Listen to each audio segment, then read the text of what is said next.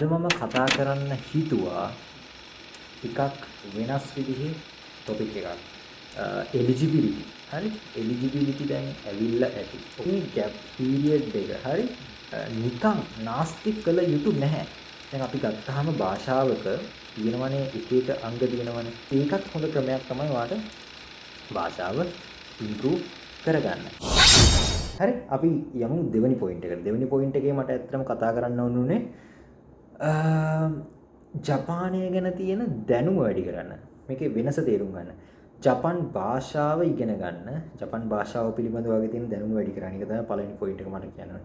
දෙවෙනි පොයින්ට් එක විදිහට මට කියන්න ඕනේ ජපානය ගැන ඕවරෝල් සමස්තයක් වශයෙන් හරි විවිධාකාර අංශ ගැන යම්කිසි දැනුවත්භාවයක් ගොඩනගා ගන්න. ඒක මම කියන්න හේතුව තමයි ඔයා එලිජිබිලිටි ඇවිල්ලා. වීසා ඒ වැඩ කටයුතු ඔක්කොම කළා ජපානයට ගියාට පස්සේ ඔයා ජීවත් වෙන්නේ රටේ. හරි? අපි එක එක්කෙනාගේ ගෝල්ස් වෙනස් වෙන්න පුළුවන්. කෙනෙක් ගිහිල්ලා පහු ස්ටඩීස් ඉවර කරලා එන්න ප්ලෑන් එක තියෙනවා වෙන්න පුළුවන්. කෙනෙක් ඇවිල්ලා බිස්නස් එකක් දාන්න ප්ලෑන් එක තියෙනවා වෙන්න පුළුවන්. තව කෙනෙක් දීර්ඝ කාලිනව ඉන්න ප්ලෑන් කරනවා වෙන්න පුළුවන්. මොකක් හෝ වේවා ඔයා ඒ ගිහිල්ලා ඉන්න කාල පරාසය තුල ඔයා ඒ රටේ ඉන්නේ නේද? ඉතින් ඒ රට පිළිබඳ යම්කිසි දේවල් දැනගෙන ඉන්න එක ඇත්තටම හොඳ දෙයක්. ඔයාට විවිධාකාර දේවල් සර්ච් කරන්න පුළුවන්. ඒ කොම්බිනි වල කොහොමද වැඩ වෙන්නේ? හරි? කොම්බිනි. ඊළඟට ගත්තාම කොහොමද ඒ ආහාර පාන නැත්නම් සෙකන්ඩ් හෑන්ඩ් බඩු ගන්න පුළුවන් තැන් තියෙනවා. ඉතින් ඒ වගේ වෙන් කොහොමද අඩුවට බඩු ගන්න? ඒ වගේ තැන් වල ඇත්තටම ලාභයක් තියනවද? ඔන්න ඔය විවිධාකාර මාතෘකා ඔස්සේ කරපු වීඩියෝ ගණනාවක් තියෙන YouTube එකේ. ඔයා බුද්ධිමත්ව තෝරගන්න channels කීපයක්. එතකොට ඔයාට පුළුවන් ඒ විවිධාකාර මාතෘකා ඔස්සේ තියෙන දේවල් බලලා ඔයගොල්ලෝගේ දැනුම හොඳට දැනුමෙන් අපි කොහොමද කියන්නේ හොඳට සන්නද්ධ වෙලා හොඳට දැනුම අරගෙන යන්න. හරි ජපානයට යනකොට. එතකොට කිසිම කරදරයකට මුහුණ දෙන්න වංචාකාරයන්ට අහු වෙන්න කිසිම දෙයක් වෙන්න ඔයා දන්නවා ජපානය ගැන දේවල්. හරි සිටි ඔෆිස් එකකට ගිහලා වැඩක් කරගන්නේ කොහොමද? ඊළඟට සයිරියු කාඩ් කියන්නේ මොකද්ද? අර වගේ විවිධාකාර මාතෘකා යටතේ බලන්න පුළුවන්. ඉතින් මම හිතුවා මේ සෙකන්ඩ් පොයින්ට් එක ගැන කතා කරනකොටම ඔයගොල්ලන්ට මට පර්සනලි ක්ලික් වෙච්ච මට හොඳයි කියලා හිතන ලංකාවේ channels කීපකුත් ෂෙයා කරගන්න. මම මේකත් මම මුලින්ම කියනවනේ මේක කිසිම ස්පොන්සර්ඩ් එකක් විදිහට නෙමෙයි මම මේ කියන්නේ. මට කවුරුත්වත් මේ channels වල කට්ටිය ස්පොන්සර් කරලා නැහැ. මේක මගේ පර්සනල් ප්‍රිෆරන්ස් එකක් එක්ක මට පර්සනලි හිතිච්ච හොඳයි කියලා හිතිච්ච channels නිසා මම ඔයගොල්ලොත් එක්ක ෂෙයා කරගන්න හිතුවා. හරි ඕගොල්ලෝ හිතන channels උත් තියෙනවා ඔයගොල්ලන්ට බලන්න හොඳ channels තියෙනවා නම් පල්ලෙහා මම කියන්නේ දේවල් මොන හරි තියෙනවා නම් පල්ලෙහා comment section එකේ දාන්න ඕනේ වෙලාවක. හරි. එතකොට තව කට්ටියට දැනගන්න පුළුවන්.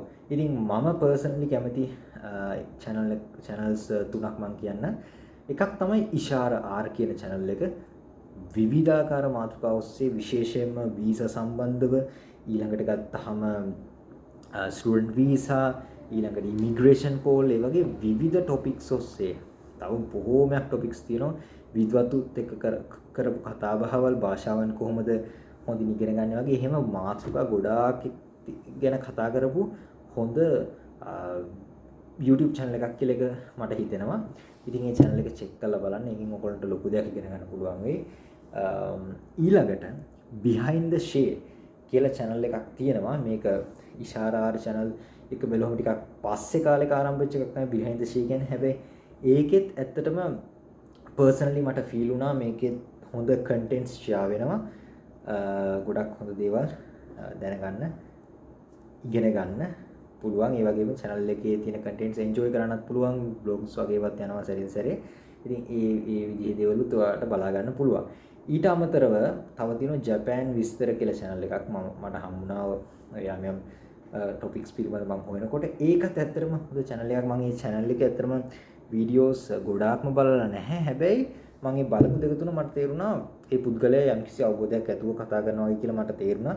ඉතින් ඔයගොල්ලොත් බුද්ධියෙන් යුතුව ගිහිල්ලා බලලා ඒ වගේ channels හොඳයි කියලා හිතන channel උපරිම දෙකක් තුනක් විතර වගේ තියාගෙන ඒ වගේ ඔයාගේ ජපානය ගැන තියෙන දැනුම වැඩි කරගන්න. ඊට පස්සේ මට මේ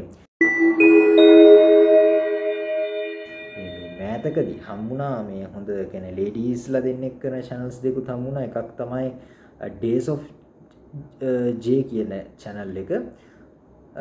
තව එකක් හම්බුණා channel එකක් නයනතාරා දිසානායක කියලාම තමයි මේ channel එකේ නම තියෙන්නේ.